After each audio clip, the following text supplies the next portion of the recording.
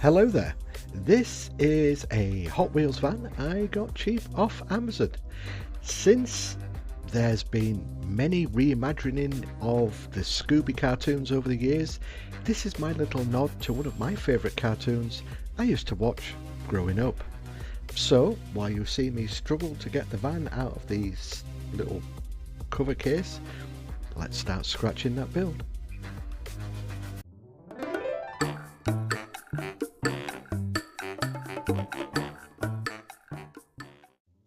Since I'm more of a kit basher, I don't have the items to strip this paint off the van.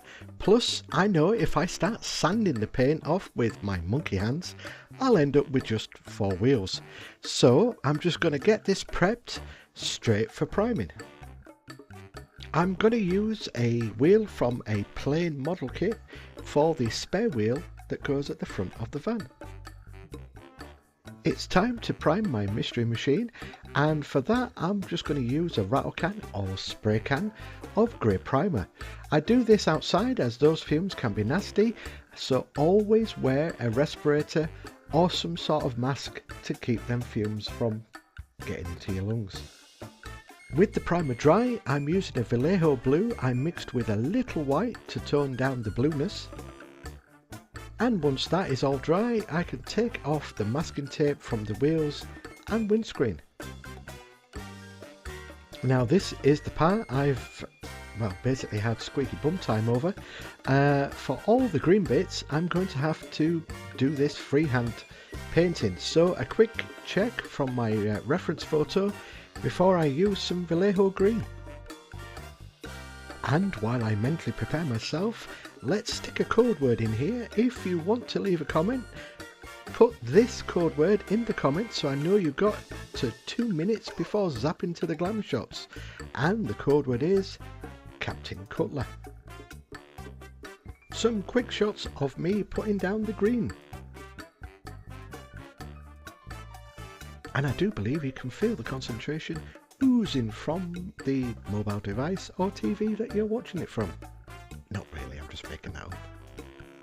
With the green dry, it was time to paint the flowers basically and the lettering. Not the best makeover in the world, but you kind of get the idea. If I had a computer and a printer, I could have probably printed off these stencils, but everything is freehand, so this is the suggestion that it says the mystery machine. I did notice in the reference photo that the wheels were the same sort of two-tone colour as the van, so that's what I do next. And while that dries, I'm using a paper clip to make a roof rack. There's one going down, and then the second one gets stuck into place. And then it was time to peel off the masking tape from the windshield. And what I hope wouldn't happen did happen. Peeling off the masking tape, it took some of the paint off, so a little touch-up job that I'm just going to do now around the windshield.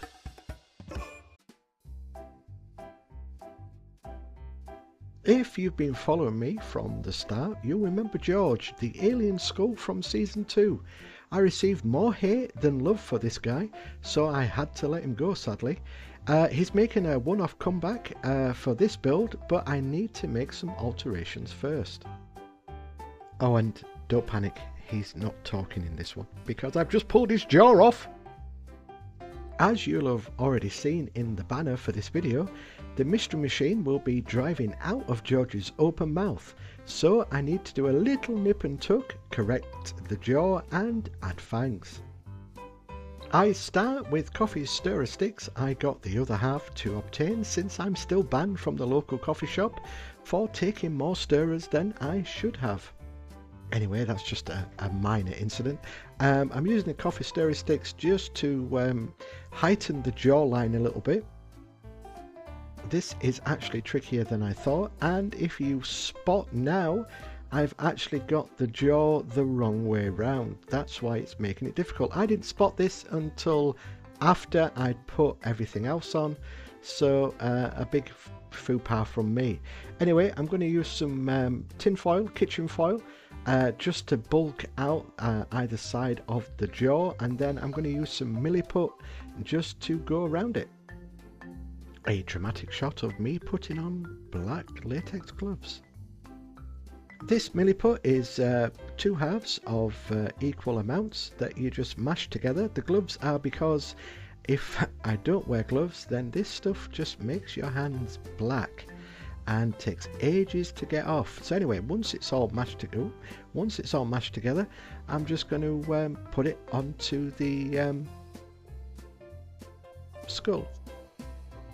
Sorry for the dramatic pause there, but I was wondering what I was pulling off, and at first I thought it was a long hair, which I thought impossible because I have short hair, and then realised it was the bloody strands from the glue gun that were all over the cutting mat. So I every so often keep having to pull the strands of hot glue off this milliput. Anyway, I put the milliput on either side and then let it dry, which took around about 24 hours. But before I let it dry, I made some fangs, and I think they look quite cool. Look, that's me realising now that I've got the jaw the wrong way around. But hey ho, mistakes are made, and I'm too far into this build now to change those mistakes. And while that dries, here's a list of all the subscribers that leave comments that make me laugh, make me cry, and give me tips. Also, please think about liking and subscribing to the channel. And now that YouTubery stuff is over with, let's get back to the normal program. Okay, so it's on the spinny table, so it's going to get painted a matte black, and as if by magic, there it is, all done and dusted, and yeah, it turned out pretty well actually. Time for a diorama for the skull to go on. Just going to size it up and then get the diorama sorted. This is blue XPS foam. For some reason we cannot get pink XPS foam in this country, or even delivered into this country, so whatever they're doing to that pink foam, it's not safe in this country. Anyway, I'll just do a quick montage of me making up something for this diorama. So basically what I want it to do is have the mystery machine shooting out of the skull's mouth, so I'm going to have to make a tongue as well. But for now I'm just going to trim off the corners and make this look like some sort of patch of grass and a road with a fence. So for the road I'm using AK Interactive's asphalt terrain paste, so that just goes down. I think I do about 2 coats of that and then go over it in black. For the fence I'm just going to use some cocktail sticks and then some coffee stirrer sticks that the other half managed to steal for me, borrow for me from the local coffee shop that I'm still barred from.